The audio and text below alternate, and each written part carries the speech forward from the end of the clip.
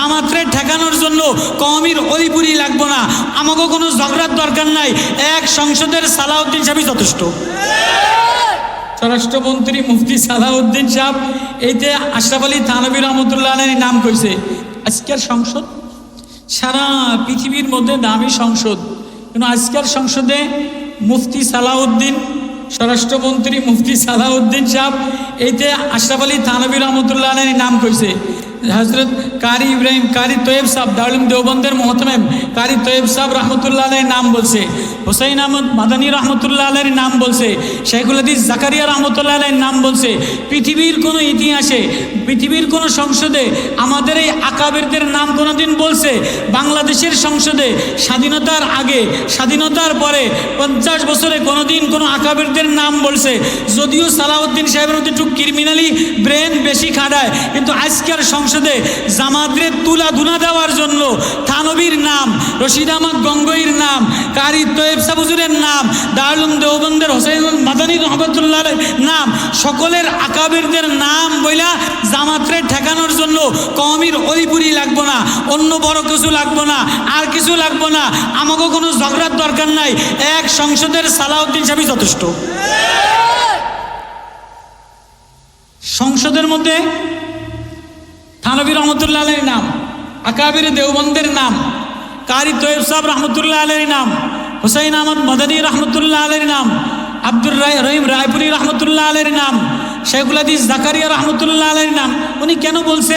উনি জামাতের বিরুদ্ধে বলছে, কিন্তু উনি এই আকাবিরদের নাম সংসদের মধ্যে উচ্চারণ হয়েছে কি হয় নাই? হ্যাঁ, গোসাই কইছে না, গেল, সবাই জানে। এটা আমার ওয়াজ না, আলোচ্য বিষয় না, আমি এই ওয়াজের জন্য আসি নাই। বর্তমানে এই ওয়াজগুলি ভাইরাল হয়, যে কেউ যদি কোনো জামাতের বিরুদ্ধে বলে, অথবা কোনো রাজনীতি দলের বিরুদ্ধে বলে, অথবা কোনো বর্তমান প্রেক্ষাপট যেগুলি ভাইরাল টপিকস, এগুলি যদি কেউ কয়, তো এই ওয়াজগুলি ভাইরাল হয়, এগুলিরে মানুষে ওয়াজ মনে করে, এগুলি দেখে। আসলে আখেরাতের ওয়াজ, মারেফতের ওয়াজ, কবরের ভয়ের ওয়াজ, জাহান্নামের ভয়ের ওয়াজ, এমনি ঘন্টাকে ঘন্টা ওয়াজ করি, তো কেউ এগুলি হনে না। আল্লাহরে চিনার ওয়াজ, আল্লাহরে পাওয়ার ওয়াজ, নামাজে মিলানোর ওয়াজ, আল্লাহর মারেফতের ওয়াজ, সিজদায় আল্লাহরে মিলানোর ওয়াজ, এগুলি হনে না। মনে কষ্ট নিয়ে না, আমি এটা কষ্ট লয়ে কইছি।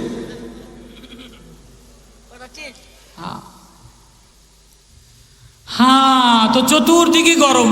বিশ্বের মধ্যে সবচেয়ে দামি সংসদ, পৃথিবীর কোন সংসদে কোনো মহিলা হাত মোজা পাও মোজা বোরকা পইরা কোনো মহিলা ভাষণ দেয় নাই, দিছেনি? পৃথিবীর কোনো সংসদে দেয় নাই। বর্তমান বাংলাদেশে খেলাফত মজলিসের আমাদের ওলামাদের কওমিয়াদের পক্ষ থেকে একজন হাত মোজা পাও মোজা পরা মহিলা এমন সুন্দর বক্তৃতা চয়ন করছে, এমন সুন্দর সংসদে মুক্তা ঝরা ভাষণ দিছে, সারা পৃথিবীতে এটা ভাইরাল হয়েছে। হয়েছে কি হয় না? সারা পৃথিবীতে আমরা এখন বর্তমান সংসদ, এটা আকর্ষণীয়। বাজেটও 9 লক্ষ কত কোটি বাজেট করছে, যে বাজেটের আর কোনো এর সে বাজেট আর কোনোদিন এত বাজেট করে নাই। কিন্তু গরিব ওই যে গায়েশ চন্দ্র সরাইতে বলছে যে মাননীয় অর্থমন্ত্রী আমি যদি বিড়ির দামটা একটু কমাইতেন, বিড়ির দামটা না কমাইলে রিক্সাওয়ালার অবস্থা খারাপ, চাষি মানুষের অবস্থা খারাপ, ওই কারখানায় যে কাম করে এদের অবস্থা খারাপ, এদের কাম টাম করে একটা বিড়ি টান দিব, আপনি বিড়ির দামটাও বাড়াই দিচ্ছেন। আচ্ছা বলেন, এই জনগণের কোটি কোটি টাকা খরচ কইরা এই সংসদের মধ্যে ওরে চুল ঠোকরানো, ওরে আঘাত দেওয়া, ওরে এই করা, এটা কি রাষ্ট্র পরিচালনা করার নাম? না রাষ্ট্রে এই গ্রামের উন্নতি কেমনে হবে, ওই থানার উন্নতি কেমনে হবে? ওই যে ফজু পাগলা কিশোরগঞ্জে হাওর ওইতে সাধু চলিত ভাষা দিয়া ওইতে 1200 বছর আগে এই দেশ বলে বৌদ্ধদের হিন্দুদের ছিল। কপাল পোড়া, তুই জিন্দিগিতে ইতিহাস পড়ছ, তোর বাপ মাই তোর ইতিহাস পড়াইছে। এদেশ বখতিয়ার কুতুবুদ্দিন কাকি রহমতুল্লাহ আলাই, এদেশ মোগল আমলে, এদেশ বাদশাহ হারুন রশিদের আমলে, এদেশ ব্রিটিশের আগে মুসলমানদের শাসন ছিল। মুসলমানরা হিন্দুস্তান বিজয় করছে। মুহাম্মদ ইবনে কাসেম রহমতুল্লাহ আলাই, রসুল আকরাম সাল্লাল্লাহু আলাইহি ওয়াসাল্লামের নাতি হাজ্জাজ ইবনে ইউসুফের জামানায় মুলতান থেকে নিয়ে শুরু করে পাকিস্তান হায়দ্রাবাদ পর্যন্ত মুসলমানরা যে দেশ সাধন করছে, পুরা হিন্দুস্তান পাক উপমহাদেশে মুসলমানের পতাকা উড়ছে। মুসলমানের মসজিদ ছিল, মুসলমানের সব ছিল।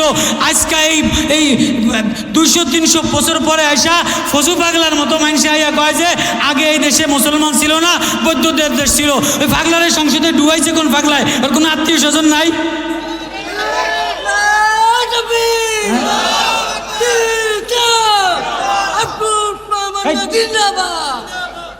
বেশি দিকে তুই এরকম লাফাবি কিছু করে নিচে বই থাক। এ মানে মাঠটারে একটু গোছাইলাম, এগুলি না কইলে মাঠটা। এবার আয়াত যে তেলাওয়াত করছি, আল্লাহ আমারে মাফ করে দেব। আল্লাহ আমি আস্তে আস্তে যখন কিতাব মোতালা করি তখনই নিয়ত করছি যে আল্লাহ আল্লাহ আপনার ভয়, আপনার ডর, আপনার মারেফাত, আপনার মোহাব্বত, আল্লাহ এটা দিলের মধ্যে দিয়ে দেন। আপনি ছাড়া আমার আর কে আছে? আপনি ছাড়া আমি কার কাছে যাব? কারে ডাকবো? আমার আপন, ও বা, ও মা, ও ভাই, ও মৌলানা, ও বক্তা, মেরা জিনা मेरा मरना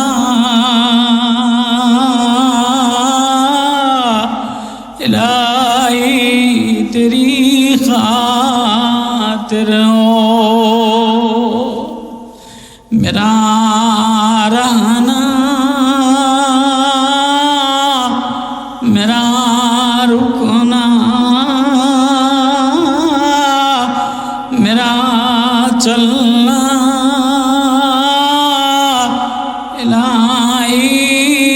तेरी खातिर हो। मसाजिद में मजालिस में ये दिल में तू ही तू, मेरे ये जाना मेरा ये हर रंग में ढलना,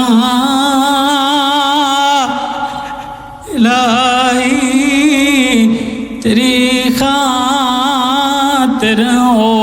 আল্লাহ আমার বলার যোগ্যতাও তুমি দিলা, দেখার যোগ্যও তো তুমি দিলা, বানানে বলাও তুমি, পালনে বলাও তুমি। কিছুদিনের জন্য বানাইলা, আমার এই দুনিয়া কামানোর জন্য বানাও নাই, দুনিয়ার বিলাসিতার জন্য বানাও নাই, দুনিয়ার আয়েশ আরামের জন্য বানাও নাই। আমারে না মাওলা, আমারে না মালিক, তুমি তোমার জন্য বানাইলা। কখনো দুনিয়ার আরামে, কখনো বিলাসিতায়, কখনো গাফলাতে, কখনো রঙিনে, কখনো রঙে, কখনো স্বপ্নে, কখনো রঙে সবাই রে মিলাইলা, সবাই রে কাছে নিলা, আল্লাহ রে ভুলা গেলা। আল্লাহ বলে আমারে ভুলো না, ওয়ালা তাকুম মিনাল গাফিলিন, আমি আল্লাহ থেকে গাফেল হয়ে যাও না।